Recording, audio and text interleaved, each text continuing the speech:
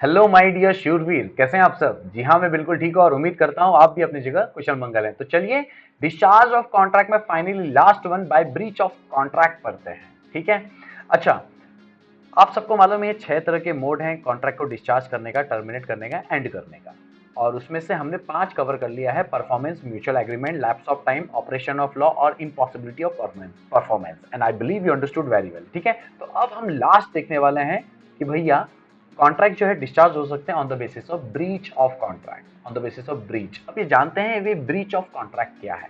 अच्छा, ये हम समझ लेंगे और उसके बाद जो है ना ये सारा जो भी हमने पिछले वीडियोस में किया ना उसका एक सारांश में, एक शॉर्ट स्लाइड में फटक से कंप्लीट करेंगे, ये सारा एक चार्ट में, ताकि हम पूरी चीज को एक बार वापस से रिवाइज कर सके। तो बने रहिए साथ में। ठीक है, तो discharge of contract by way of breach ये देखते हैं। देखिए, प्रॉमिस को तोड़ते हुए इमेज दिख रहा है तो इसका मतलब समझ जाइए, means breaking of promise by party. मतलब कोई भी पार्टी अगर अपना प्रॉमिस ब्रेक कर रही है, क्योंकि प्रॉमिस तो निभाना है, जो वादा किया है वो निभाना, लेकिन अगर वो वादा तोड़ दोगे तो दिल टूट जाएगा, और दिल टूट जाए तो वो ब्रीच ऑफ कॉन्ट्रैक्ट हो जाएगा। ठीक है, चलो। तो ये 2 तरह का ब्रीच है, एक है एक्चुअल ब्रीच ऑफ कॉन्ट्रैक्ट और एक है एंटिसिपेटरी ब्रीच ऑफ कॉन्ट्रैक्ट। अभी क्या है पढ़ते हैं, आइए सबसे पहले करते हैं एक्चुअल ब्रीच। अब ये जो एक्चुअल ब्रीच को मैं अगर सिंपल वे में कहूं तो अब देखिए, कॉन्ट्रैक्टिंग पार्टी, कोई भी contracting party fails to perform his obligation. मतलब अगर कोई भी कॉन्ट्रैक्टिंग पार्टी, चाहे ये या ये, ठीक है, अगर अपना जो प्रॉमिस उसने प्रॉमिस किया है कि मैं इसे परफॉर्म करूंगा और तुम उसे नहीं कर पा रहे हो, तो वो ब्रीच है। अब वो ब्रीच एक्चुअल क्यों है? क्योंकि वो जिस तारीख का आपने प्रॉमिस किया कि मैं इस तारीख को ये प्रॉमिस निभाऊंगा, आपने उस तारीख वो चीज नहीं निभाई, तो वो एक्चुअल ब्रीच है। या फिर लंबा चौड़ा एक कॉन्ट्रैक्ट है लंबे समय का, और आपने उस समय, उस दौरान आप अपना प्रॉमिस नहीं निभा पाए, तो भी वो एक्चुअल ब्रीच है। सर इसको थोड़ा एग्जांपल से समझा दो तो एकदम वारे न्यारे लग जाएंगे। अरे क्यों टेंशन लेते हो भाई, अपने पास एग्जांपल है ना। अभी ये कॉमन एग्जांपल लूंगा जो आगे तक कंटिन्यू करेंगे हम, इसका थोड़ा एक्सटेंड करते चले जाएंगे। तो एक सिनेरियो समझ ले यहाँ पर क्या है। ठीक है, तो सिनेरियो देखो क्या है, एक कॉमन एग्जांपल है, देखते हैं यहाँ पर। 2 कैरेक्टर है यहाँ पर, मिस्टर बुक वाला और मिस्टर लॉ वाला। मिस्टर बुक वाला promises to supply 1000 law books 15th of every month, 15th of every month for a year to Mr. Law वाला, which will start from 15th April। और अभी आप जो current year चल रहा है उसमें आप पकड़ लो कि 15 अप्रैल इस साल का। ठीक है, तो एक सिंपल सी बात है, लॉ वाले को 1000 बुक हर महीने चाहिए, वो भी 15 तारीख को। बुक वाला बोलता है आपके वो सारे बुक्स मैं हर महीने की 15 तारीख को दूंगा, और आपको 1 साल के लिए चाहिए, ठीक है, हर महीने की 15 तारीख को आपको पहुंच जाएगा, और ये आपका शुरुआत होगा 15 अप्रैल से। तो आप मुझे बताओ ये कॉन्ट्रैक्ट कब खत्म होने वाला है? अगले साल के 15 मार्च में। इतना तो समझ गया, ठीक है, ये कॉमन एग्जांपल सेट हो गया आपके पास, दैट्स ग्रेट। तो अब मुझे बताओ डियर, कॉन्ट्रैक्ट कब स्टार्ट होने वाला है? सर 15 अप्रैल से स्टार्ट होने वाला है। तो परफॉर्म एक ऑन द ड्यू डेट हो गया, है ना। ठीक है, अब इसी एग्जांपल को आगे बढ़ाता हूं तो अपने को अच्छा समझिएगा। हुआ क्या, परफॉर्म करने का दिन आया 15 अप्रैल पहला, और ऑन 15 अप्रैल मिस्टर बुक वाला fails to supply books. Mister law वाला को मिस्टर बुक वाला सप्लाई करने से सप्लाई नहीं कर पाए।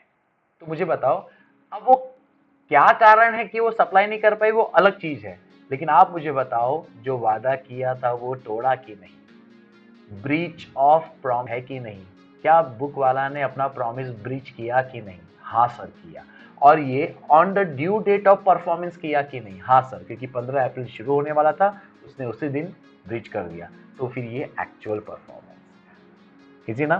अब सपोज मान लो ये सिनेरियो नहीं है, ठीक है, दूसरा सिनेरियो, इसी एग्जाम्पल को आगे करते हैं। मान लो हर महीने वो बराबर सप्लाई कर रहे हैं 1000 बुक, ठीक है, तो 15 अप्रैल, 15 मई, 15 जून, 15 जुलाई, 15 अगस्त, 15 सितंबर, ऐसा सप्लाई करते गए।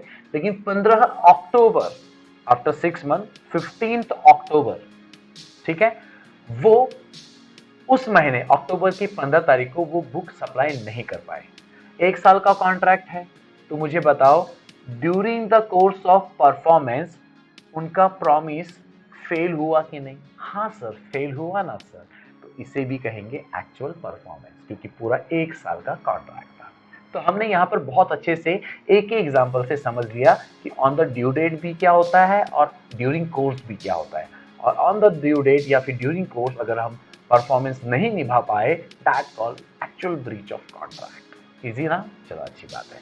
तो अब हमारा नेक्स्ट क्या है? Anticipatory breach. एकदम सिंपल है, बातें सब सेम है, एग्जाम्पल भी सेम है। देखो common example, 1000 law book supply, 15 तारीख का लॉ वाला को सप्लाई करेगा बुक वाला और 15 अप्रैल से शुरू होगा। एकदम सिंपल एग्जाम्पल है, कॉमन है। लेकिन फर्क यहाँ पर क्या है? ये एंटिसिपेटरी ब्रीच क्यों है? क्योंकि यहाँ पर जो कॉन्ट्रैक्टिंग पार्टी है वो फेल हो गया अपनी प्रॉमिस निभाने पर, और वो भी कब फेल हुआ? Before the due date of performance. मतलब परफॉर्मेंस का जो ड्यू डेट है उसके पहले ही उसको पता चल गया कि ये मैं नहीं कर पाऊंगा। इसे कहते हैं एंटीसिपेटरी ब्रीच, क्योंकि ये भी पॉसिबल है। अब आप मुझे बताइए कॉमन एग्जांपल के बेस पर हमारा कॉन्ट्रैक्ट कब से स्टार्ट हो रहा है? ड्यू डेट क्या है? 15 April is a due date, ठीक है कि नहीं है?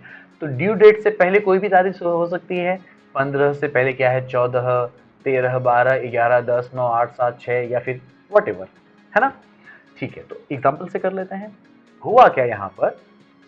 7 अप्रैल। अब प्लीज मुझे बताओ ये बिफोर द ड्यू डेट है कि नहीं? Before the due date of performance 7 April is a date, yes.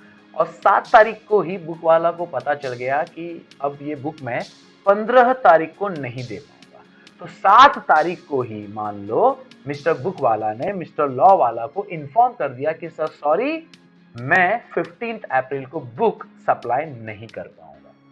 मुझे बताओ, प्रॉमिस तो 15 अप्रैल का था, डील हो चुका था, अब ये ना नहीं हो सकता है, लेकिन हो सकता है ऐसा सिचुएशन किसी भी कारण से, तो ये ब्रीच ऑफ कॉन्ट्रैक्ट है। और ये कौन सा है? एंटीसिपेटरी ब्रीच है।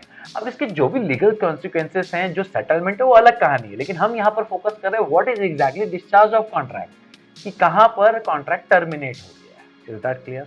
ठीक है, तो चलो हमारा सारा कंप्लीट हो चुका है related to breach of contract and related to discharge of contract के सारे 6 मोड। तो सारे 6 मोड को एक साथ रिवाइज करने का समय आ चुका है, क्योंकि हम जरूर जानते हैं कि चुटकी भर सिंदूर की कीमत रमेश बाबू नहीं जानते, लेकिन चुटकी भर रिवीजन की कीमत रमेश बाबू जरूर समझेंगे। देखते हैं क्या है modes of discharge of contract. कितने टोटल? 6 हैं, we know very well, right?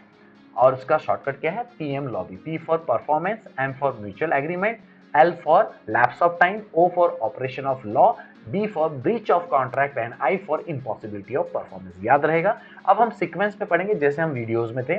सबसे पहले आपको मालूम है डिस्चार्ज कैसे टर्मिनेट हो सकता है? By way of performance, you know, bilateral and unilateral. दोनों ने परफॉर्म किया तो बिलेटरल, एक ही ने परफॉर्म किया तो यूनिलेटरल, इतना पता है। और जब कभी भी दोनों पूरी तरह से कंप्लीट करेंगे तभी वो परफॉर्मेंस डिस्चार्ज कहलाया जाएगा। ये आपको याद होना चाहिए। इजी? ठीक है। नेक्स्ट क्या था? Lapse of time. मतलब आपको पता ही है कि कॉन्ट्रैक्ट के जो पीरियड है अगर कहीं स्पेसिफाई नहीं किए गए हैं या किए भी गए हैं तो वहां पर लिमिटेशन एक्ट का जो पीरियड स्पेसिफाई है वो होता है, आपको याद आना चाहिए। एग्जाम्पल में मैंने आपको बताया था कि अगर किसी से पैसा वसूल करना है और उसके ऊपर लीगल एक्शन लेना है तो डिलीवरी के 3 साल के अंदर देखना है। याद आ रहा है ना आपको एग्जाम्पल जेठालाल वाला? जी हाँ, वेरी गुड। और भी कई सारे केसेस है, सिनेरियो है। Bye operation of law. Operation of law की वजह से भी कॉन्ट्रैक्ट क्या हो सकता है? टर्मिनेट हो सकता है। कौन से केसेस हैं वो? डेथ के रीजन से, insolvency, unauthorised material alteration, promised facility not provided, accepting performance from third party, याद आ रहा है, परफॉर्मेंस एक्सक्यूज्ड बाय लॉ। ये सारे रीजन की वजह से क्या हो सकते हैं? कॉन्ट्रैक्ट डिस्चार्ज हो सकते हैं। इसलिए इसको क्या कहते हैं? Operation of law, because of operation of law. और हमने ये पढ़ा था कि ऑपरेशन जो भी डिस्चार्ज है कॉन्ट्रैक्ट का वो म्यूचुअल एग्रीमेंट की भी हो सकता है। मींस यहां से देख लेते हैं इजी। रेसिशन। रेसिशन मतलब हमको मालूम है दोनों का कैंसलेशन, राइट है। अगर दोनों पार्टी कॉन्ट्रैक्ट करने से पहले कैंसिल कर लेते हैं तो कोई प्रॉब्लम नहीं है। आपसी समझौता, याद रखिएगा जो भी अभी मैं बता रहा हूं दोनों में आपसी समझौता है, दोनों एग्री हैं। रेमिशन कि भैया इतना नहीं सही इतना तो दे दे मुझे।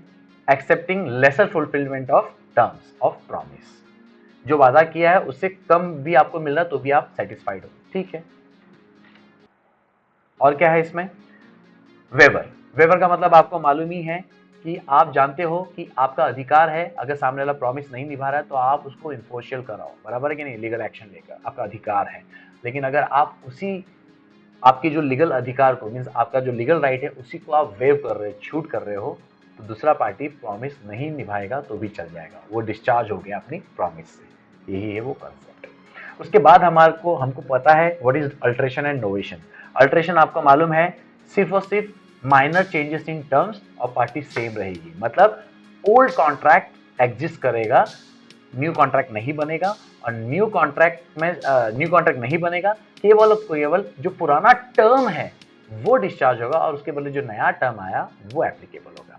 और नोवेशन का मतलब सीधा क्या है, सीधा सीधा नया कॉन्ट्रैक्ट बनना।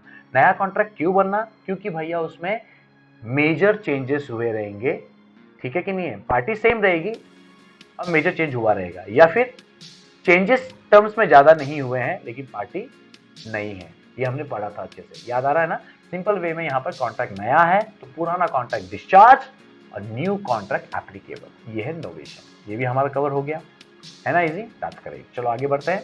और क्या था, by way of impossibility of performance. आपको पता ही है इम्पॉसिबिलिटी प्री कॉन्ट्रैक्चुअल होता है, that is called initial impossibility, और post contractual impossibility you know subsequent impossibility, है ना।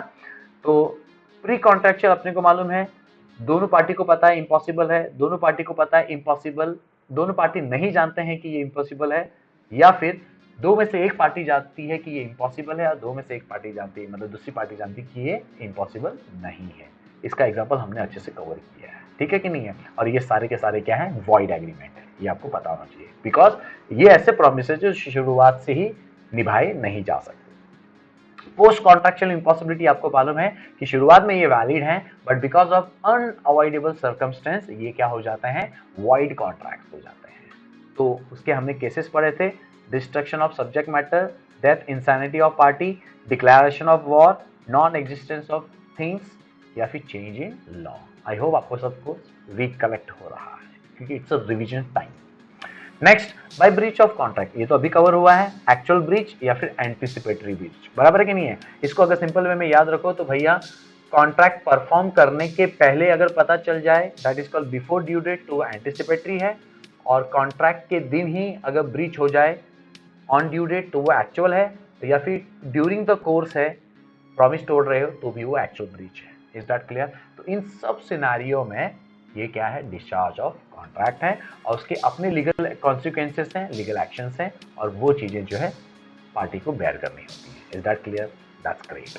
सो आई believe you understood very well the all modes of discharge of contract easily and easily, ठीक है। चलो मिलते हैं अगली बार, तब तक के लिए थैंक यू सो मच। हौसले बुलंद, कामयाबी तुरंत, because attitude matters with positive. चलो बाय, टेक केयर।